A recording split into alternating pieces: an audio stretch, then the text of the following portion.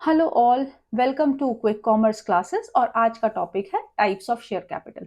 तो हमारे पास तीन तरीके की शेयर कैपिटल होती है जो हम नॉर्मली अपने बुक्स में और क्वेश्चंस में देखते हैं।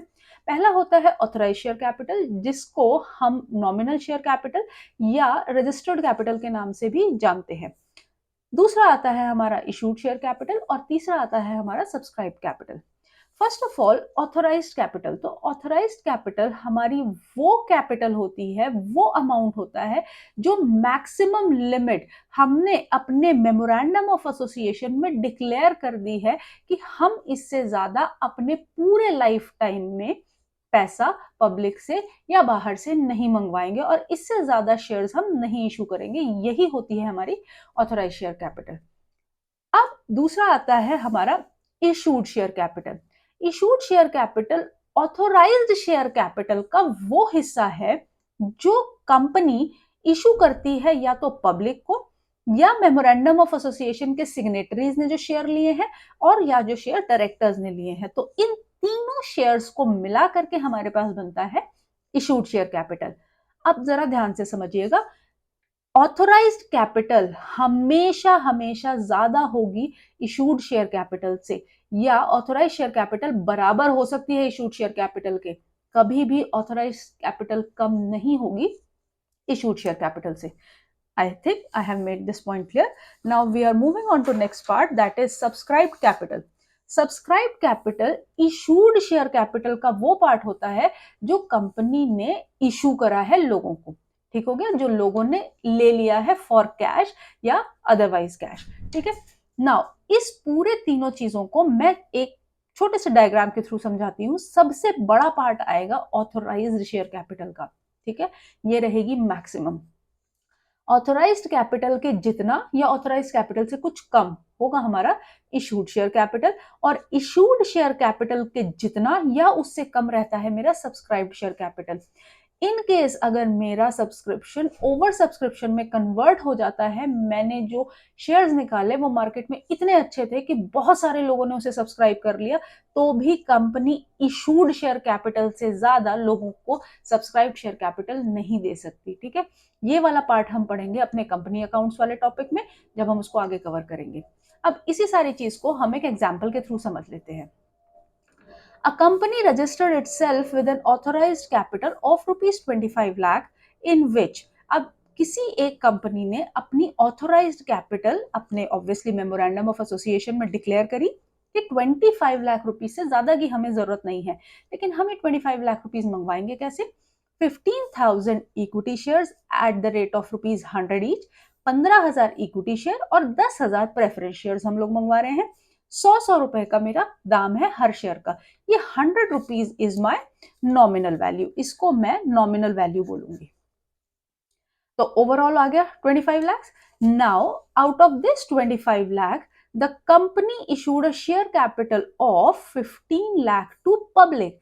पब्लिक को कंपनी ने 15 लाख रुपए लॉन्च कर दिए, मार्केट में उतार दिए कि 15 लाख रुपए आप हमको पब्लिक दे दो। आप ये 15 लाख रुपए कैसे मांगे। 10,000 मैंने कितने मैक्सिमम में निकाल सकती हूँ इक्विटी शेयर 15,000, लेकिन अभी कंपनी ने कितना इशू कर दिया है, ओनली 10,000 इक्विटी शेयर्स। तो 10,000 इक्विटी शेयर्स मैं लॉन्च कर रही हूँ, जिसका एक का प्राइस है, नॉमिनल वैल्यू है 100 रुपए, और 5,000 प्रेफरेंस शेयर। टोटल मैं 10,000 प्रेफरेंस शेयर्स लॉन्च कर सकती हूँ, लेकिन उसमें से मैं अभी फिलहाल के लिए 5,000 प्रेफरेंस शेयर्स निकाल रही हूँ, जिसका भाव है अगेन 100 रुपए नॉमिनल वैल्यू। तो 15 लाख रुपए में इस फॉर्म में आप लोगों से मांगती हूँ, कंपनी बोल रही है। लेकिन how much public has subscribed.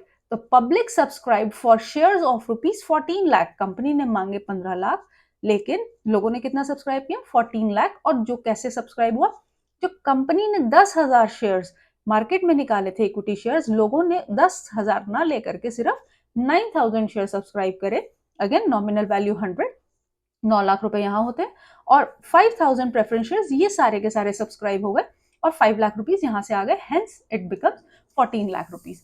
ठीक हो गया। अब हम आगे चलते हैं। Now it says subscribed share capital के हमने जो ये शुरू में डायग्राम देखा था, और डायग्राम में मैंने आपको बोला था दो बातें हम आगे देखेंगे। एक था हमारा subscribed and fully paid up, दूसरा था subscribe but not fully paid up. अब इसको देखते हैं। सब्सक्राइब के दो पार्ट्स हो गए। पहला केस तो वो हुआ जहां पे कंपनी ने पैसा मंगवाया। ओके, कंपनी ने पैसा मंगवाया। The company has called up the total nominal value of ₹100 each share and has also received it. Company ने कॉल्ड अप किया मतलब मंगवाया, मुझे दे दो, और वो पैसा रिसीव भी हो गया, तो उसको हम बोलेंगे subscribe and fully paid up. जो मांगा था वो पैसा हमारे को मिल गया, तो it is called as fully paid up. If the company has called up, company ने तो मंगवाया, the total nominal value, company ने 100 का 100 रुपया पर शेयर पे मंगवाया, बट उसको रिसीव नहीं हुआ, but has not received, then it is called as subscribe and not fully paid up. Company ने मंगवाया 100 रुपए दीजिए, हर शेयर होल्डर को बोला, आपके जो हम आपको शेयर अलॉट करते हैं, जो 9000 शेयर्स थे हमारे एग्जाम्पल में, कंपनी ने बोला कि आपने जो ये 9000 इक्विटी शेयर्स हमसे लिए हैं, आप इस 9000 के ऊपर हमें 100 रुपीज ईच शेयर दे दीजिए। अब इसमें से कुछ लोग ऐसे निकले जिन्होंने 100 में से सिर्फ 80 पे करा। ठीक हो गया। अब जो ये 80 पे हुआ, 20 अनपेड रह गया, इसलिए मैं इस शेयर को बोलूंगी कि सब्सक्राइब तो हुआ है, लेकिन फुल्ली सब्सक्राइब नहीं लोगों ने किया, लोगों ने नॉट फुली पेड अप, पे नहीं किया, फुली सब्सक्राइब किया है but it is not fully paid up. दूसरा केस यहां आता है कि कंपनी ने ही पैसा नहीं मंगवाया पूरा, शेयर की ईच शेयर की वैल्यू थी 100 रुपीज, ठीक है, ईच शेयर की वैल्यू थी 100 rupees, but company asked for only 70 rupees. Company ने बोला आप मुझे 70 रुपीज ही दो, बाकी का जो 30 बैलेंस है हम आपसे मंगाएंगे वाइंडिंग अप के टाइम पे। ठीक है, तो ये जो 30 रुपीज का अमाउंट है, इसी को हम बोलते हैं reserve capital. Is that clear? यही पार्ट हमारा बनता है रिजर्व कैपिटल, जो कंपनी ने मंगवाया ही नहीं। यहाँ पे कोई डिफॉल्टर नहीं है, यहाँ पे शेयर होल्डर जिसने शेयर लिया वो डिफॉल्ट कर गया। ठीक है जी, यहाँ पे शेयर होल्डर ने डिफॉल्ट कर दिया, लेकिन यहाँ पे कोई डिफॉल्टर नहीं है, यहाँ पे कंपनी ने ही पैसा नहीं मंगवाया। ये जो डिफॉल्टर है ये बोलेगा, जिस इसने पेमेंट नहीं दी उसको बोलेंगे कॉल्स इन एरियर्स। ठीक हो गया। ये कुछ चीजें मैंने आपको कॉन्सेप्ट इंट्रोड्यूस कर दी।